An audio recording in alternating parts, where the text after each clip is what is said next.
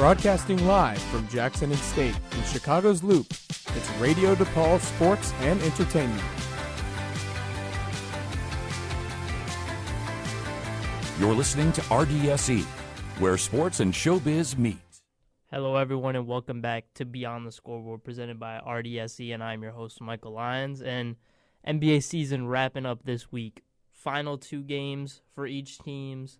Tonight, tomorrow, and Sunday is the last day of the regular season. And Sacramento Kings, 3-1 in their last 4 games since the last show. They've really turned it around this last week of the season, and they've clinched a play-in spot now. So we have something to look forward to end this season and going to the play-in. Jonas, before we jump into what the Kings did these last 4 games to really get things turned around, is Jonas Valanciunas is going to his 6th straight play-in tournament, where he has the most points and rebounds in play-in history. This guy cannot escape the play-in at all. He's been stuck in the play-in with the Pelicans and now with the Kings, so hopefully we could do a little something with JV. He's been really good this last week. But now, Sacramento Kings sitting in the 9th seed in the Western Conference, 1 game above the Dallas Mavericks, who we will play in the first round of the play-in. So hopefully we have home court advantage for that game, can sure up a dub, and then fight for another spot in the playoffs. The last 4 games, so for last Friday night we played the Charlotte Hornets in a game that I was iffy going into because we had just came off a loss from the Washington Wizards, and I was like, we're already looking bad. We're on a losing streak. We're 3-7 in our last 10 games. But Kings, we handled business. Domantas Sabonis had 24 points this game. DeMar DeRozan 22. Zach LaVine 25. He's been huge this last week of the regular season. Keon Ellis in the starting lineup, not too much this game. Off the bench, Malik Monk had 17. Trey Lyles had 12, who's also been really key for us these last couple of games. Keegan Murray, 2 for 8 shooting with 5 points, struggled. That was the Charlotte Hornets game, the start of the winning streak, and then we go into Cleveland. Ryan Hinsky, just talked to him for a little bit. Came into Cleveland, beat them on their home court, beat them in Sacramento. We win the season series against Cleveland this year, which, from the way the season has looked for the Cleveland Cavaliers, I wasn't expecting at all from the Sacramento Kings, but we did. Doesn't really matter that much because we're not in the same conference, so it doesn't have anything to do with seeding, but we've shown we could beat the best team in the Eastern Conference, best team in the league, so. But this game, Zach LaVine had 37 points. He was killing it this night. 7 for 11 from the 3-point line. Keon Ellis had 11 points. Really solid defensive game. 4 steals and 2 blocks with 0 turnovers. DeMar DeRozan had 28, clutch down the stretch.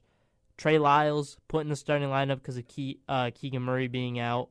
Solid game, 7 points, 8 rebounds, was playing really solid defense. I believe he won Defensive Player of the Game for the Sacramento Kings this game.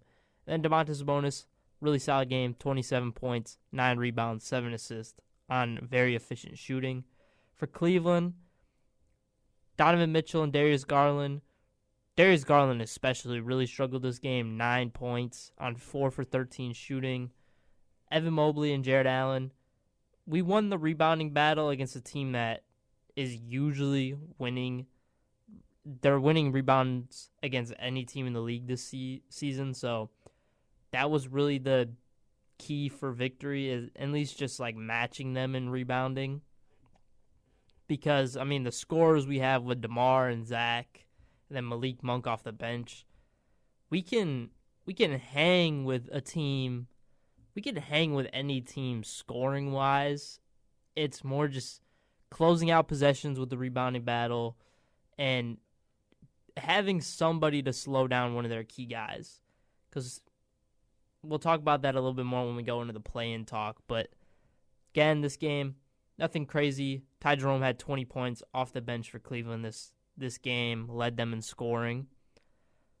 That was game 2 of the 3-game winning streak, and then we went into Detroit and beat the Pistons, and this was behind a Zach LaVine 43-point game on 16 for 28 shooting, 8 for 11 from the three-point line, 37 points from DeMar, 14 for 26 shooting, and then Sabonis had 19 points, 15 rebounds, 10 assists, so a triple-double from him there. Trey Lyles, another really solid game on the defensive end. Keon Ellis, another really solid game on the defensive end. 3 steals, no blocks, only 2 points this game from Keon in 37 minutes. Then off the bench, Jonas Valanciunas, 10 points, 12 rebounds. Again, we brought in Jonas Valanciunas to really shore up defensive rebounding and offensive rebounding when Sabonis isn't on the court, because Sabonis is one of the best rebounders in the league, but it's when Sabonis isn't on the court is when Sacramento really struggles on rebounding. And with Jonas Valanciunas, I mean, he gets 6 offensive rebounds in this game against Detroit in a 10-point game, so he gave us 6 extra possessions, which kind of led to us winning. And then also off the bench, Devin Carter had 7 points. Pretty solid game from the Rook. Malik Monk only played 6 minutes, and he's out with an injury now, so that's tough to see for the Sacramento Kings. I believe he's out for 2 weeks. And then for the Pistons this game, Cade Cunningham had 35 points. We had nobody to really slow him down. Tim Hardaway Jr., 19 points. Sar Thompson, 15 points. Jalen Duren held to just 9 rebounds this game. And then Isaiah Stewart off the bench had 8 points and 10 rebounds. So he really held their star rebounder and Jalen Duren, who's like a super athletic, super strong, muscular guy, held him off the boards. Basically won us the game. I mean, when you out-rebound a team 18-13 on offensive boards and you win by 5 possessions, I mean, that's going to happen. Like, that's basically what won us the game, was this 5 extra rebounds. And turnover battle, they won, but with the Sacramento Kings, you're used to just losing the turnover battle no matter who you're playing. And then our losing streak ended when we played the Denver Nuggets, where kind of a quiet game from Nikola Jokic. He still had a 20-point triple-double, but this was kind of a quieter game from the MVP frontrunner with Shea fighting for that MVP race.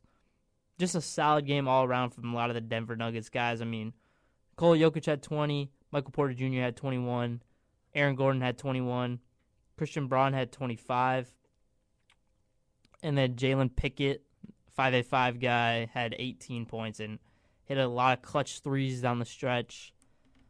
I'm watching the game and I'm like, I want Jalen Pickett to do good because, I mean, always room for the Rochester guys, but then I'm like, he just continues to hit these clutch three-pointers back-to-back possessions against my Kings, so it was tough to root for him. But, I mean, it was a solid game from him, 18 points for his career high. And then for Sacramento this game, I mean, solid game all around. Just the Denver Nuggets played a little bit better than us. I mean, DeMar could have had a lot better of a game, 8 for 26 from the field. He had 22 points, but, I mean, not very efficient. Zach LaVine had 27. Keon Ellis had 20. Domantas Sabonis, 13 points, 12 rebounds. He was kind of silenced this game. And then Trey Lyles had a really solid game, 17 points and 9 rebounds. And then Doug McDermott, 9 points, 3 for 5 from the three-point line. I mean, I have felt that Doug McDermott deserved a couple minutes this season. Like, there was a lot of games where he just was a DMP and just sat on the bench the whole game. Excuse me. But, I mean, when he's in, I mean, he's just constantly moving, constantly running around. Gives you a little bit of a Klay Thompson-esque style of game. But, I mean, if he could have shot 3 to 5 three-pointers a game and we get a couple of those to go down. I mean, it would have been big this season, but he didn't really get into the rotation at all. But, I mean, it's whatever. And tonight we have the Los Angeles Clippers coming to Sacramento. This is going to be a game for a little bit of playoff seeding for them. And then for us, it's basically to lock up the 9th seed and have a home play-in game. And then our final game of the season is against the Phoenix Suns, who have been eliminated from the play-in. So now looking at the Western Conference and Eastern Conference this season, I mean, Western Conference still only 3 teams have locked up playoff spots in the Western Conference. And then from the Denver Nuggets at 48-32 to the Minnesota Timberwolves, the 8th seed, 47-33. Any one of these games, any one of these teams, Denver, the Clippers, Golden State, Memphis, and Minnesota, any one of those teams could fall to the play-in, and any one of them could shoot up to the 4 seed. So it's still very important basketball coming down the stretch. A lot of seasons is like, now this is where playoff seeding is already kind of locked up. But, I mean, maybe you'll have a couple teams fighting. But, I mean, the whole Western Conference is basically fighting to be out of the play-in. Now, Clippers are on a 6-game winning streak right now. Memphis and Golden State are on a 1-game losing streak. Denver and Minnesota are both on a 1-game winning streak. It's going to be really tough to see who's going to lock up this final stretch. I mean, the Nuggets, they have the Grizzlies tonight, and then they have the Rockets on Sunday, who already locked up a playoff spot. For the Clippers, they have the Kings, obviously, tonight, and then they have Golden State. So these are 2 big games for the Clippers coming down the stretch. For the Warriors, they're obviously going to have the Clippers, and they have the Trailblazers tonight. So they could hopefully get away with not having to play a lot of their guys tonight against Portland and just be able to lock up or get a little bit of a comfort window going into playing the Clippers. The Grizzlies, they have the Nuggets tonight, and then they have the Dallas Mavericks on Sunday. So they'll probably lock in. It's just so tough to say because all these teams are so close. I mean, Denver and the Clippers have a 1-game lead on the Warriors, the Grizzlies, and the Timberwolves. In the Timberwolves, they have the Nets tonight, and then they have Utah on Sunday. So if there's any one of these teams to really jump up and have a chance, is Minnesota. They have the easiest schedule to end the season out of these 5 teams. So hopefully they can lock that up. I mean, it's just so tough. Denver and the Clippers the Clippers especially are playing really good basketball as of late. So from a Kings fan, looking in the play-in, I don't really know who I would want to play. I mean, obviously we're playing Dallas first game of the play-in, and hopefully it's going to be in Sacramento, and hopefully we can just lock up that win. Sabonis versus Anthony Davis, and then just all the rest of the guys can just lock in. Can't really let Anthony Davis have a 40-point game and send us home, or Spencer Dinwiddie have a huge game, or Klay Thompson have a huge game. Need to lock in for these last couple of games. Get that home game. Get the Golden One Center really rocking for that playing game. But then after that, I mean, maybe the Grizzlies is the team I would like to face because, I don't know, I haven't been confident in them since the Taylor Jenkins fire and the Tom Isolo hiring as their interim head coach. So, and I think we can match up a little bit better against the Grizzlies than the rest of these teams. Because with the Grizzlies, obviously, you have John Morant, who he's playing like exceptional these last 10 games, and he's going to just carry that into the play-in. He'll be tough to slow down, but I mean, Desmond Bane, Jaren Jackson Jr., those guys are easier to slow down than for Minnesota, you have Anthony Edwards, who everybody knows what Anthony Edwards will do.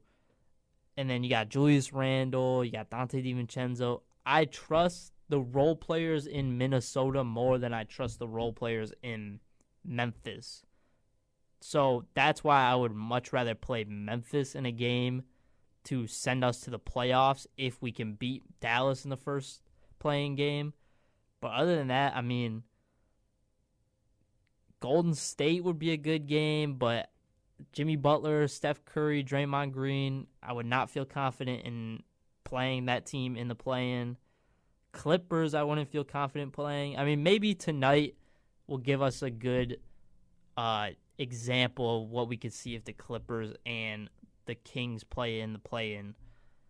Denver, I really don't want to see because Nikola Jokic is playing exceptional. I mean, obviously, there's the whole thing with Mike Malone and Calvin Booth being fired and having an interim head coach in there for, at that point, he'll probably be in there for 5 or 6 games. So it's tough to say who but for me, Memphis is definitely the best team. I think I would want to play if Sacramento can really get by Dallas, and then we have a chance to make to the playoffs with one final playing game. Memphis would really be the team I would want to play.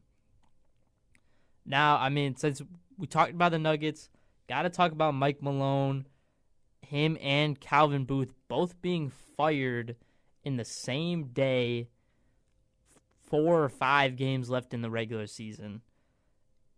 It just doesn't make any sense at all why you're making a firing so late in the season. The Taylor Jenkins firing, I get a little bit because Isolo was a huge, huge acquisition for them before the season. Bringing him over from Finland, I believe, or France. He was coaching in Europe last season, and bringing him over, he was going to be one of the best candidates on the market to get a big-time job this coming season, like this coming off-season. And I get trying to lock that up. David Adelman is also a kind of a guy that has just been sitting around. Like he's been in talks to get jobs, but he's just waiting for the right time, the right job to get, which I can get a little bit, but with Taylor Jenkins, at least they gave Isolo 3 weeks before the playoffs. David Adelman is getting not even 2 weeks, a week and a half to lock in for the playoffs, and you're still fighting to be in the playoffs. Same with the Grizzlies. Like, you're still fighting to be in the playoffs. So both of these firings, I don't understand it whatsoever. If Mike Malone really lost the locker room that bad to the point where he needed to be fired, he needs to be fired far before the last week of the regular season. You're setting up David Adelman for failure. You're setting up basically your whole team for failure in the playoffs. When you have one of the best players in the world. You have Nikola Jokic, who is arguably the best player in the league. He's fighting for the MVP this season. He's had 60-point triple-doubles, and you're going to fire a coach right before that could change his whole momentum going into the postseason.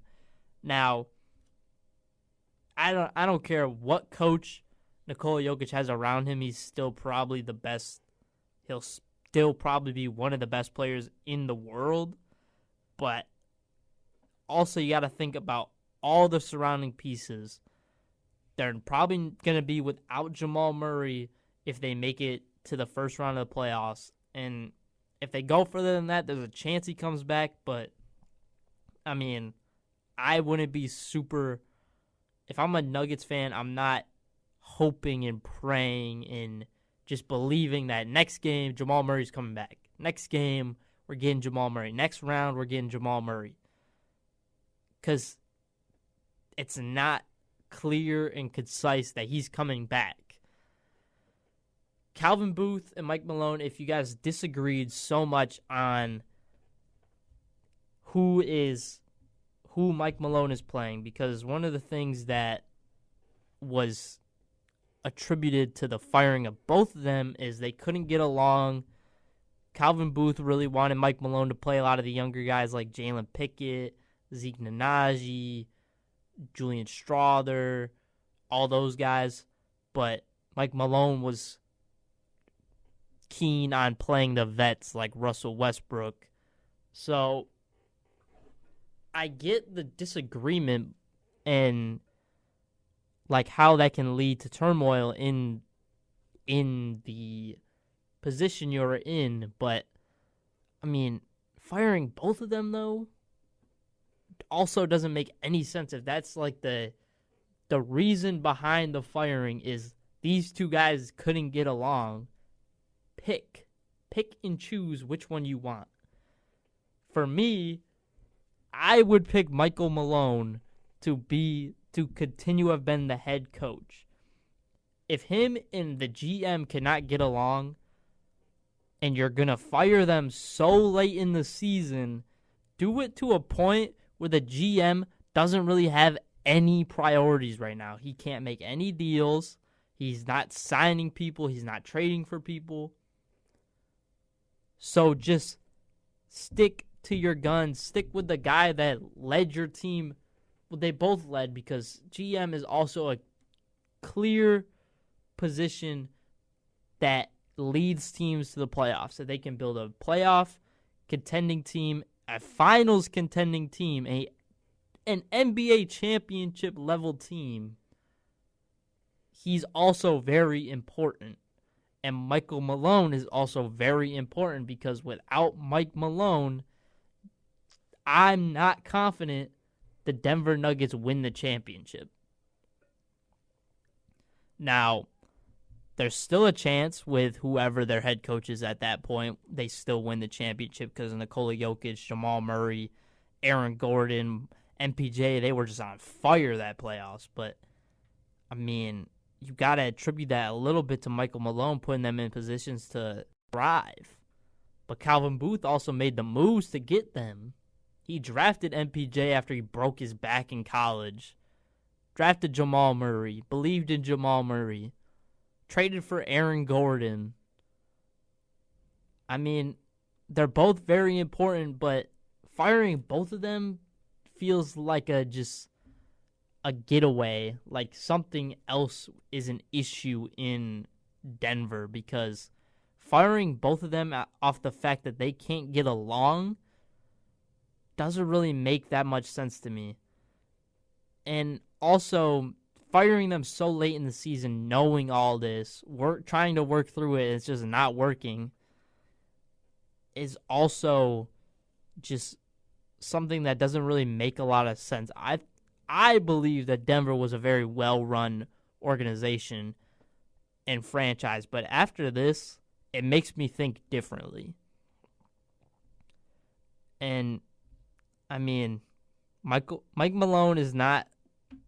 He's going to be on the coaching market, and he's going to be the biggest coach on the coaching market. Taylor Jenkins stepped to the side. I mean, both of them are amazing head coaches. Both of them are going to get jobs somewhere. It's just a matter of where. I mean, they're both from the Greg Popovich coaching tree.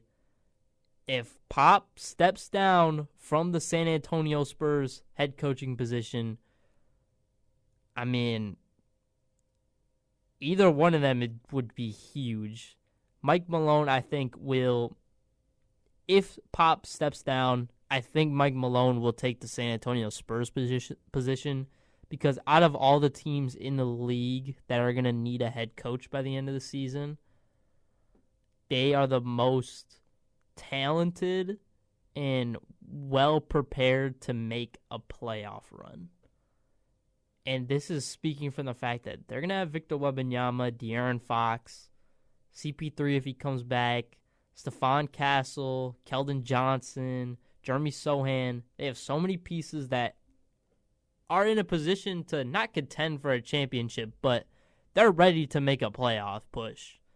They're going to have Victor Wembanyama, got a lot of rest. He's going to have a lot of work to deal with, but he also has a chance to come into next season with more preparation than a lot of guys because of the whole blood clots in his shoulder, having a lot more time off.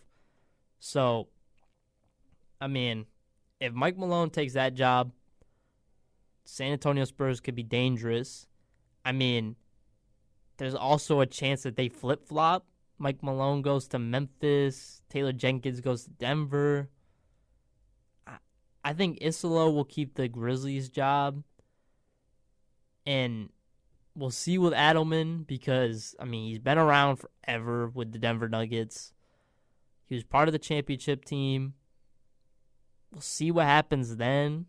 If they flop in the first round of the playoffs, so I wouldn't be surprised if he just gets demoted back to an assistant head coach. And I mean, if Sacramento's open, Taylor Jenkins, Mike Malone, come on. Come over to Sacramento. We got some pieces. I know they're not great pieces. They're not like Memphis. They're not like Denver, but I mean, we got some pieces. Taylor Jenkins, Jake LaRavia's over here. Jonas Valanciunas is over here. Well, he's going to be a free agent, actually. But, I mean, got some guys that Taylor Jenkins knows pretty well. Mike Malone used to coach in Sacramento back in the day before he got fired. And DeMarcus Cousins said he was the only coach that he actually respected when he was in Sacramento. So that's a big deal because, I mean, Boogie was a vocal guy, and the fact that he didn't like anybody that Sacramento would bring in, which is it's 100% respected that he says that because Sacramento is a very poorly run franchise. We bring in really poor coaches, but I mean Mike Brown was so good his first season, and it kind of just went downhill after that. Mike Malone is a great coach, but he just didn't have any pieces around him. But then we bring in some bad coaches like Luke Walton. Them years with Luke Walton were just atrocious to watch. But, I mean, if Mike Malone or Taylor Jenkins is on the coaching market and Sacramento's trying to move on from Doug Christie, I mean, I'd take either one of them. Now we're going to take a quick commercial break. We'll talk when we come back about the NBA Hall of Fame class that got announced last week that I forgot to mention on the last show, but I want to give a lot of these guys some love. And then we'll end off, maybe talk a little bit more about MVP picks, award picks for my picks for the end of the season. And maybe we'll go into a little bit of draft lottery, what some teams can look forward to this offseason, teams that have been kind of eliminated from the playoffs. We'll be right back here on RDSE. This has been Beyond the Scoreboard, presented by Michael Lyons. Hey, it's Dibs, your favorite demon in a blue suit. You're listening to Radio DePaul Sports, the student voice of your DePaul Blue Demon. Campbell to Stonewall. Stonewall driving to the rim, goes up, gets it to fall, and one. Oh, Max Strus brings down the house. Radio DePaul Sports, your home for Blue Demon basketball. Hello, everyone, and welcome back to Beyond the Scoreboard, presented by RDSE. I am your host, Michael Lyons, and last week, the 2025 NBA Hall of Fame class, or James Naismith Hall of Fame class, has been announced, and it includes the likes of Carmelo Anthony, Dwight Howard, Billy Donovan, the 2008 Olympics team, which is the Redeem team, and Mickey Arison, the owner of the Miami Heat. He has owned them since 1995, three-time NBA champion as the owner, 7 finals appearances. Then for the WNBA female women's side of the James Naismith Hall of Fame, we have Sue Bird, legend, GOAT, Sylvia Fowles, another legend, another GOAT, and Maya Moore, another legend, another GOAT. Now, I mean, first off, star-studded. When the first two names are Carmelo Anthony and Dwight Howard, I mean, come on. This is, Carmelo Anthony, everybody remembers Carmelo Anthony as they're always going to remember Carmelo Anthony as he never won a championship. He never really won an award. So, I mean, I feel like Carmelo is much more than accolades, and just like his resume might not be perfect, but he is still a all-time legend of the game. You're a legend of the game when people want to model their game after you. So many people modeled their game after young Carmelo, and then even older Carmelo. Like, as players get older, they take, like, people along the lines of Carmelo Anthony, like, in the way they play. As they get older, they kind of just take a little bit more of the role that Carmelo Anthony took when he bounced around from teams after his New York Knicks days, and even on his New York Knicks days towards the end. I mean, Hoodie Melo, he's just a legend of the game. 10-time All-Star, 6-time All-NBA, 1-time scoring champ, 75th anniversary team. Just when you think of Carmelo Anthony, and if the first thought in your mind is he never won anything, just remember that he's a 22.5 point career scorer. So just remember that. Then, Dwight Howard doesn't multiple time defensive player of the year, NBA champion with the Lakers.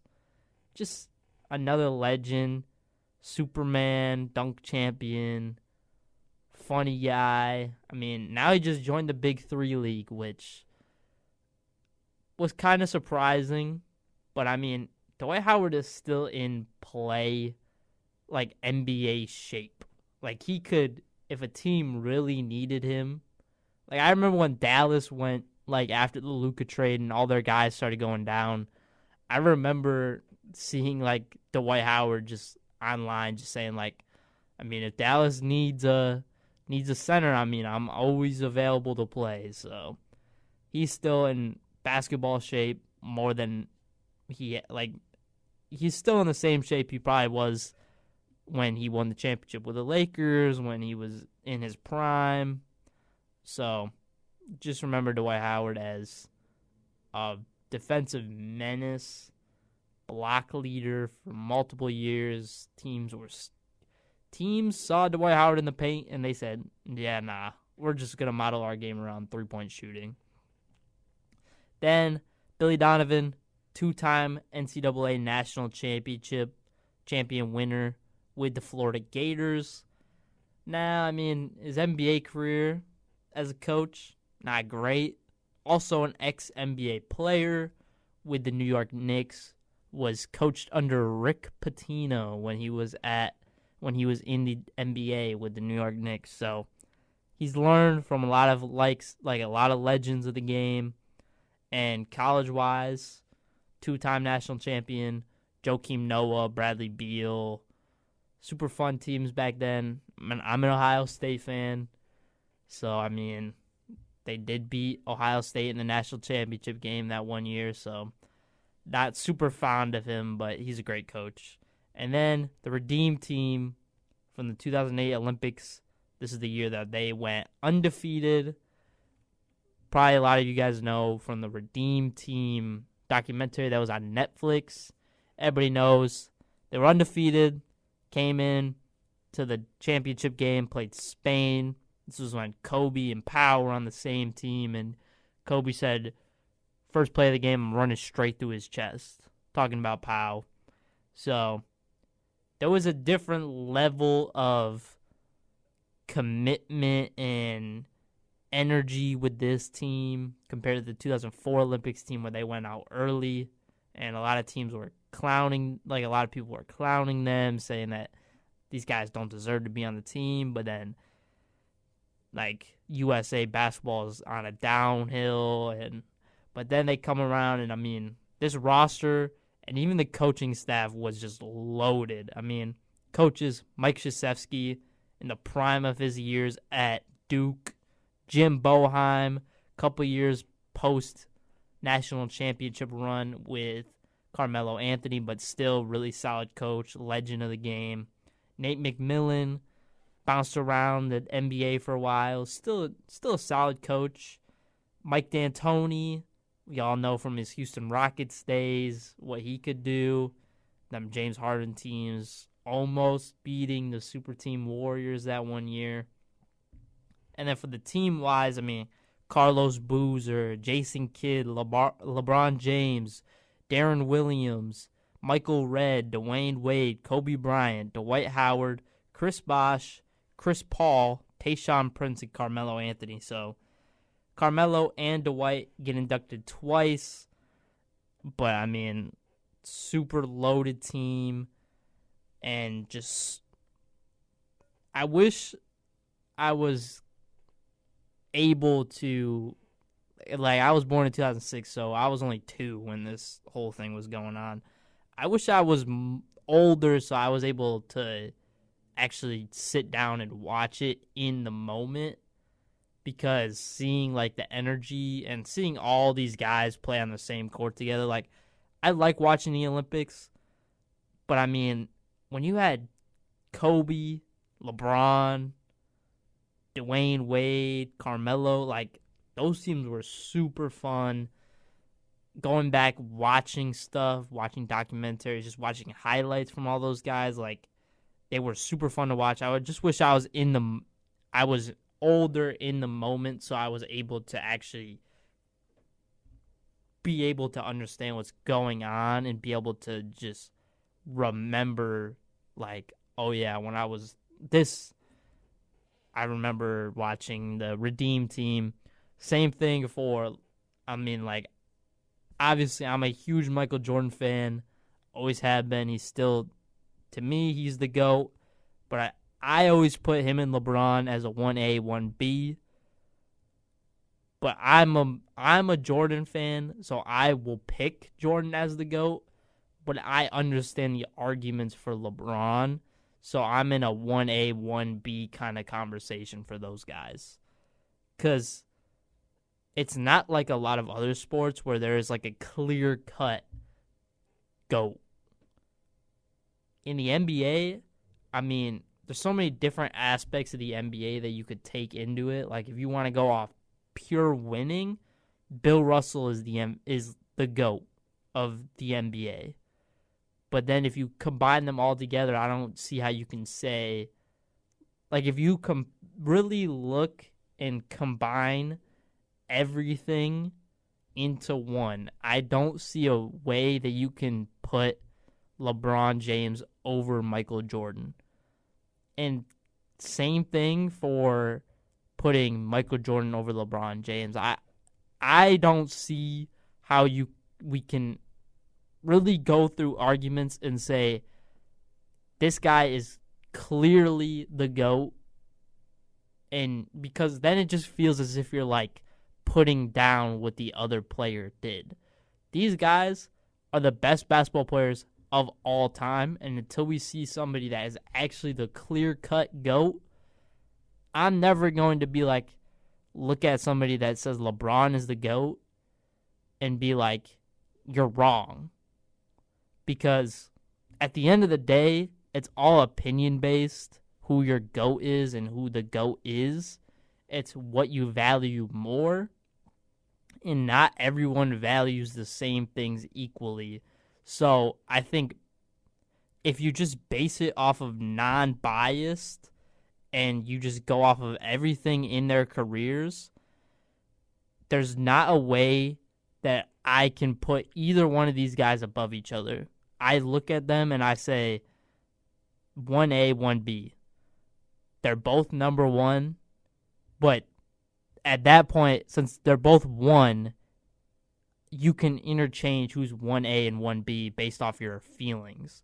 So that's how I feel about the GOAT debate. And that was just a little tangent I went on talking about the GOAT debate. But, I mean, back to what I was saying, like, I wish I was able to comprehend and be old enough in the moment to listen and watch the likes of like LeBron in his early days, Jordan. Like, I think the glory days of basketball are behind right now, and we're kind of stuck in this era of don't really know what's going on. Like, obviously, I grew up in a super great era for basketball. I mean, you got the Warriors teams, you got LeBron still dominating till he's 40 years old. But I don't know, there's just something about missing out on the Jordan days, kind of missing out on prime Kobe days, seeing like Kobe versus LeBron, Jordan versus Kobe, Jordan versus LeBron really early on. I think I missed those days from age-wise, so I can't look like I can look back, but I don't get the same effect. And I think this era of the NBA that I've been watching since like I was like 8 or whatever, like it just doesn't feel the same level as Jordan, then Kobe, then LeBron. But I mean, that's the talks about the 2025 NBA Hall of Fame class. Went on a little tangent talking about GOATs, talking about what eras I wish I grew up in. But, I mean, finally, we'll end off the show. We got about 15 minutes to end the show. We're going to talk about some NBA awards because this regular season, there's a lot of iffy awards that you can look at. And I find it, the biggest thing I find trouble with picking this year is the MVP. I love Shea. I think he's had an amazing year. He's on the best team in the league, best team in the Western Conference. But, I mean, Nikola Jokic is just having one of the most dominant seasons of all time. He's putting up numbers like he's Wilt Chamberlain. So it's really tough for me to pick between both of them. If I'm going off what I think will happen, I picked Shea for my MVP based off of what I think is going to happen. But either way, I'm not really upset if either one of these guys wins, to be honest. But I put Shea as my MVP from the fact of being the number 1 seed in the Western Conference. He hasn't won the award yet, which I don't like voters fatigue, but it is a real thing, and it's going to stop Nikola Jokic at some point. But I think this is the year it ends. And, I mean, Shea, like, we can't put Shea as, like, he's having a terrible year. I mean, he's not having a year like Jokic, but right now, 32.7 points on the season, 5 rebounds a game, 6.5 assists a game, over 50% shooting from the field, 37.5 from the three-point line, and then some other stats, like he's averaging 1.7 steals, 1 block, and, I mean, you just can't take anything away from him, in my opinion. There's a little bit, like, there's nothing in Shea's game that you can really take away from him. So that's why I look at it as, like, Shea is going to win. But if you look at, like, Jokic, there are things that you can take away from Jokic. Not being a super dominant regular season team. I know MVP is not a team-based award, but it is at the same time because you're never going to see a team that is in the play-in have an MVP. You're not going to ever see a team that is below the 4 seed in either one of their conference have an MVP. So that's where I look at it. Like, if they had like a dominant stretch to end the season and they like clinched the 3rd seed or even like battled with the Rockets for the 2nd seed, like from a couple weeks ago, like they were just dominant down the stretch. I mean, there was a case that Nikola Jokic really deserved it. I think he still deserves it. I think Shea also still deserves it. That's why I'm stuck between the pick. But I went with Shea. He's my pick for MVP. Now, for Defensive Player of the Year, now it kind of this award has kind of like been kind of dampered a little, like it's been like watered down in a sense that like Victor Wembanyama went down. So my pick for Defensive Player of the Year, like Jaren Jackson Jr. is also in conversations, Evan Mobley, but those guys also dealt with injuries. And then I went with the Great Barrier Thief, Dyson Daniels, who this season, I mean, the Hawks, they haven't been great this year. They're in the play-in, but they haven't been great. But, I mean, Dyson Daniels is averaging 3 steals a game this year. 3 steals a game. And he has the most steals in a season since 2000. So he just passed Allen Iverson. And, I mean, he's just had he's had a dominant year on the defensive end. He's got 226 steals this season. There's not even a player that comes close to him this year. Now, the only thing that could take away from him is, like, advanced stats. But, I mean, defensive win shares, he got 3.6. So, super solid. I mean, right now, Draymond Green is also in talks. But, I don't know. Draymond, the first half of the season was not even in the conversation. It's just because they really turned it around in the second half. But that's also a case of them getting Jimmy Butler. So that's where I take it away from Draymond. And I give it to Dyson Daniels because he's been doing this all year. So that's my pick for Defensive Player of the Year. Now, Rookie of the Year. Also kind of a tricky question. I still went with Stephon Castle.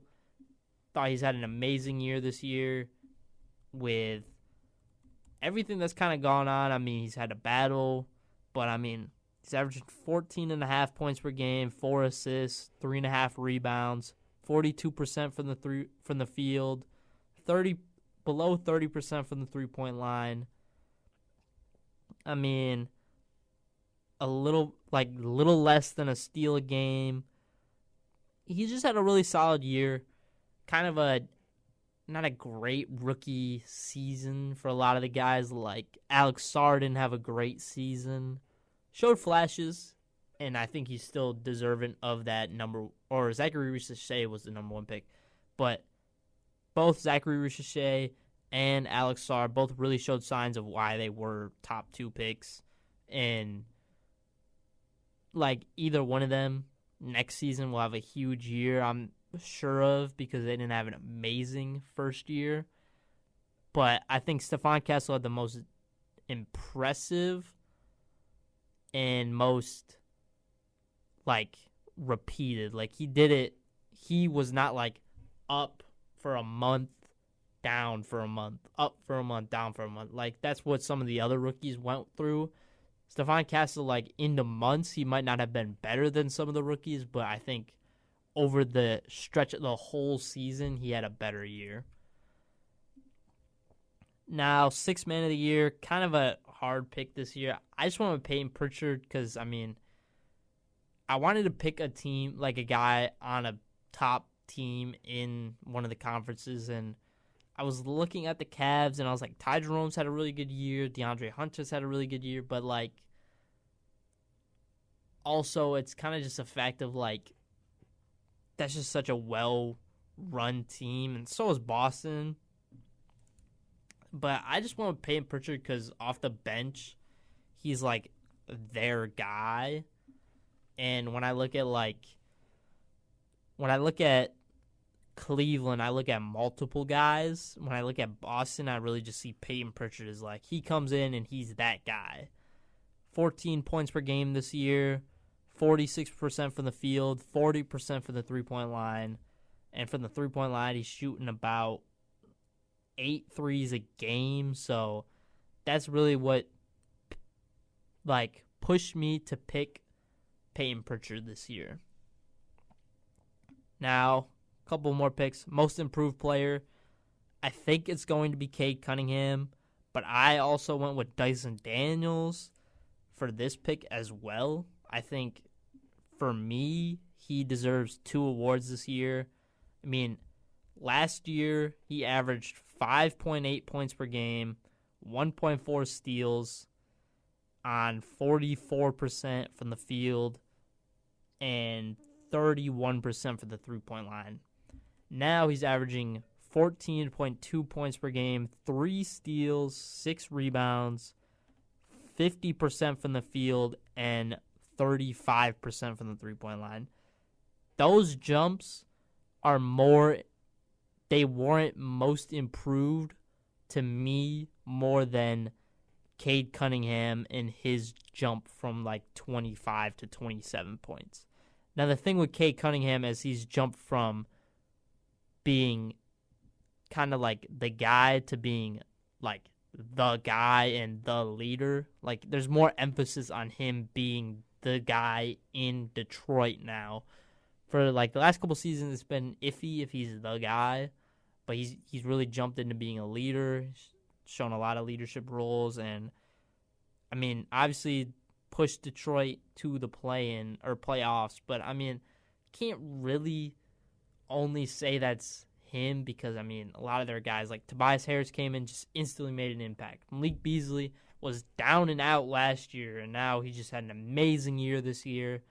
So for Detroit, I don't think it's all on Cade Cunningham and why they're in the playoffs, which takes me to Coach of the Year, which I put as J.B. Bickerstaff. Now, I get the whole case for Kenny Atkinson being it because, I mean, he has Cleveland sitting at 63-17 in the Eastern Conference, and they clinched it up multiple 10-plus, multiple double-digit win streaks this season, kind of just dominant throughout the whole year.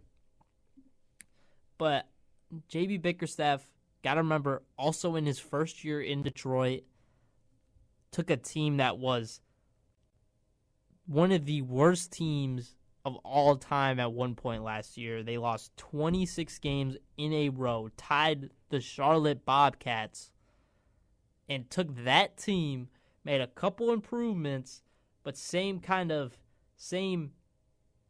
have the same building blocks. They have the same bones. They have the same structure. You just added a couple pieces on from that and took them all the way up to right now the 6th seed. Still could fight for that 5 seed because they play Milwaukee twice to end the season this year. And so he turned it all the way around for Detroit. Last year for Cleveland, they were in the playoffs. They won a playoff series against the Orlando Magic. That's what I'd take away from Kenny Atkinson is he wasn't coming into this situation like J.B. Bickerstaff was coming into and turning that around. So that's why I give the Coach of the Year to J.B. Bickerstaff. Kenny Atkinson deserves all of his flowers. He had an amazing year, turned Cleveland from a middle-of-the-pack Eastern Conference team to a contender in the Eastern Conference. And then another guy that I want to give, flowers to is Jordy Fernandez for the Nets. Obviously, they probably wish they lost a couple more games. They went 26-54, but Jordy Fernandez showed an incredible improvement. Came from the Sacramento Kings, so always rooting for him. Honestly, would rather have him in Sacramento right now. But shout out to Jordy Fernandez. And then Clutch Player of the Year. I find it tough to pick Clutch Player of the Year. I just went with Nikola Jokic because down the stretch, it feels like he does everything for a team to win. So that's the reason why I picked Nikola Jokic. feel like there's not a single time that he's on the court in the final 2 minutes where he's not touching the ball and where every play is not running through him or for him. So that's why I put Nikola Jokic as the clutch player of the year. And that's all I have for today. Make sure you're watching these final 2 games of the regular season tonight and Sunday, and just can't wait for the playoffs to start play-in and playoffs to start soon. So hope you guys enjoyed listening to Beyond the Scoreboard. This has been presented by RDSC, and I'm your host, Michael Lyons.